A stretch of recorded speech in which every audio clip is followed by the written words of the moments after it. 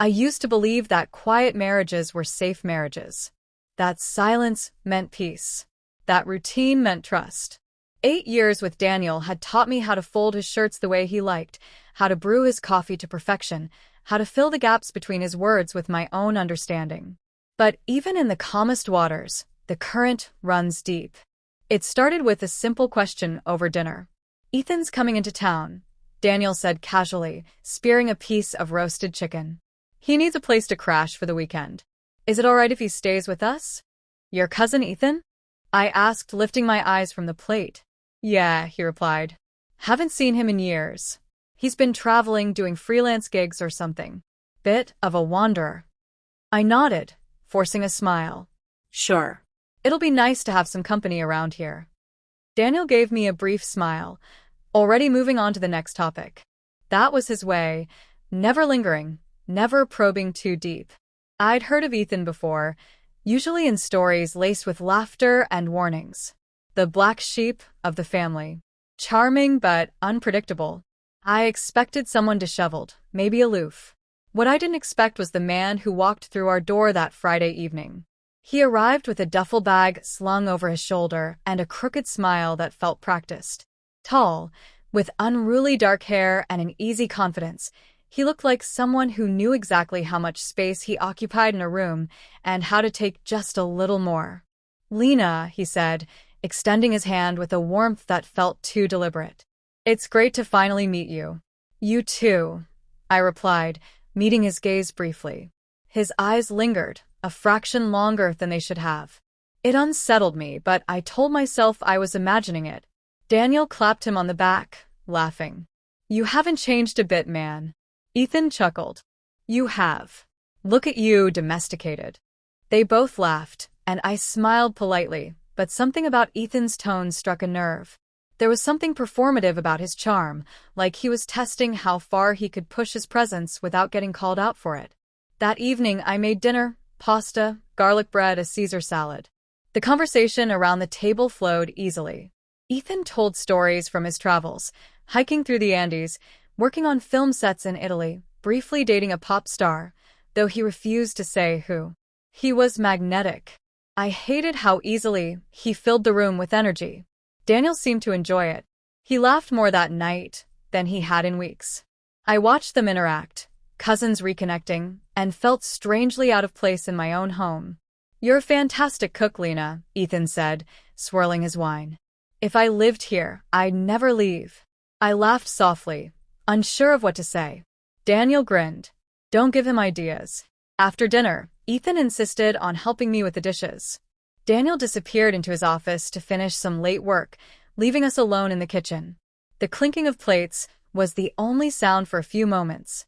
"You really take care of him," Ethan said, handing me a glass to dry. "I try," I replied, not meeting his eyes. "I can see it. Everything about this place has your touch." There was a shift in the air, subtle but palpable.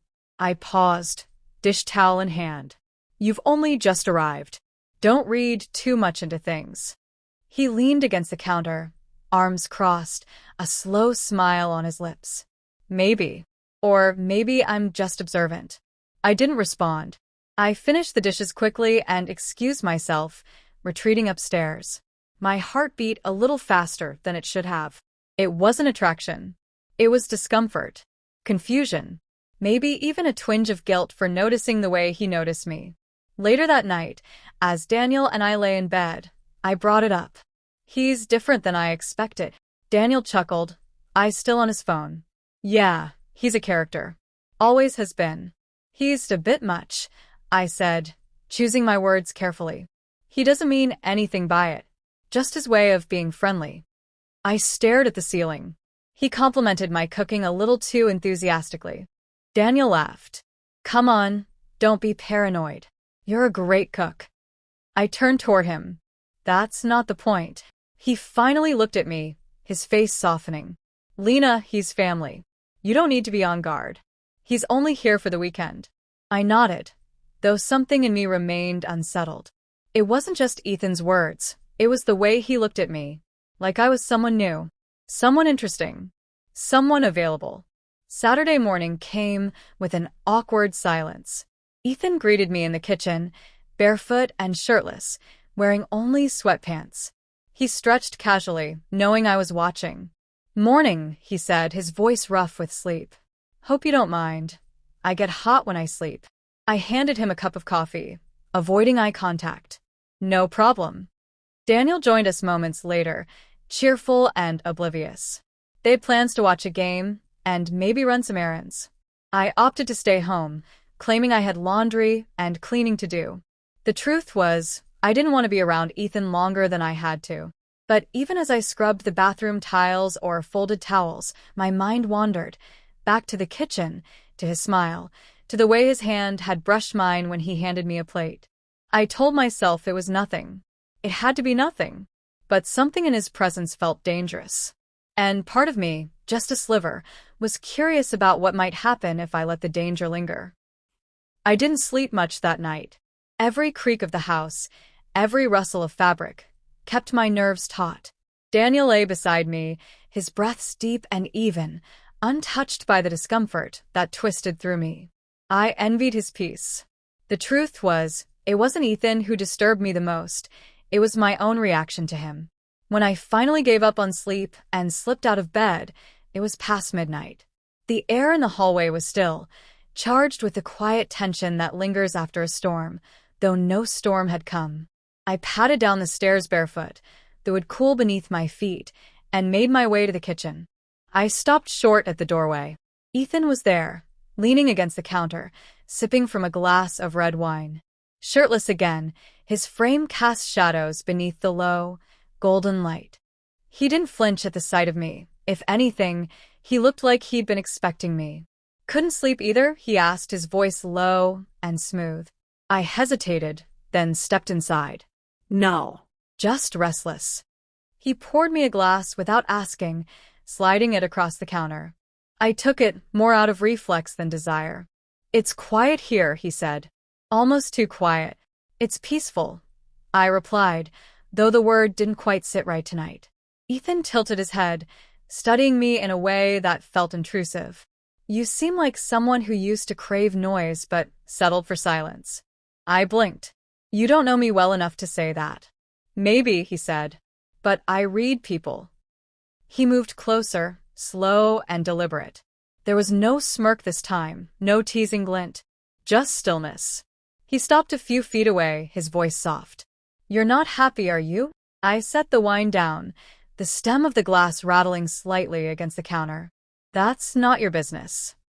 "I think it is," he said, "if you keep looking at me the way you did earlier." My breath caught. He wasn't wrong, but hearing it out loud shattered the illusion I'd tried to maintain. I took a step back. "This is inappropriate." "And yet," he whispered, "you're still standing here." I hated that he was right. Hated the way he disarmed me with honesty instead of charm. I wanted to leave, to disappear up the stairs and pretend this moment hadn't happened, but I stayed, suspended in a space between right and wrong, loyalty and longing. "I love my husband," I said, more to myself than to him. "I'm not asking you not to." He reached out then, brushing a stray hair from my face. The contact was featherlight, but it sent a current down my spine. I didn't pull away, but I didn't move closer either. My pulse was loud in my ears. "Ethan," I started, but I couldn't find the right words. His hand lingered near my cheek. "I see you, Lena. I see what you keep buried under the smiles, the routines. You deserve more than being invisible." I closed my eyes, swallowing hard. This wasn't a conversation I should be having. Not here. Not now. Not with him. Suddenly, the weight of the moment broke me.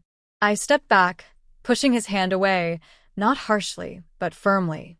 "No," I said, my voice cracking. "This has to stop. Whatever this is, it's not real. It's just attention. Flattery. It's nothing." Ethan didn't look angry. He looked calm, patient, like someone playing a long game.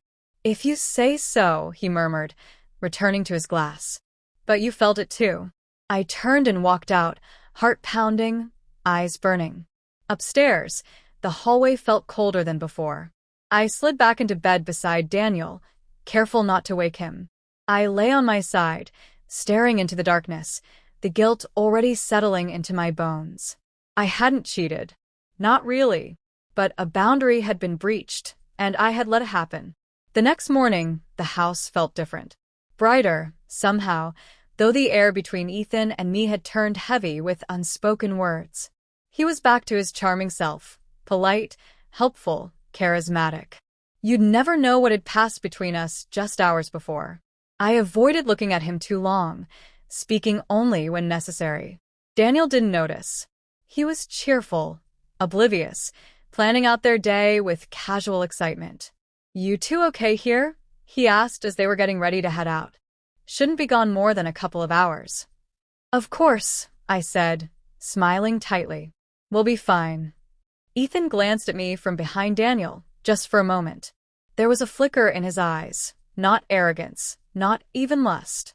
It was something more dangerous, certainty. Once they left, I sat alone in the living room, trying to recenter myself. I told myself to breathe, to forget, to move forward. But that night's conversation played on repeat in my head, over and over. The words, the touch, the implications. The way he said you deserve more. It wasn't the words themselves, it was the conviction behind them. And the part of me, buried deep, that wondered if he was right. I tried to stay busy, folding laundry, wiping counters, reorganizing shelves that didn't need it. But I kept catching myself glancing at the door, wondering when they'd return. Wondering what would happen if they didn't. I hated that thought. It made me feel like a stranger to myself. By the time Daniel and Ethan returned, I had composed myself. Wore a new mask. I smiled, I chatted, I poured drinks. I was the good wife again. But deep inside, something had shifted.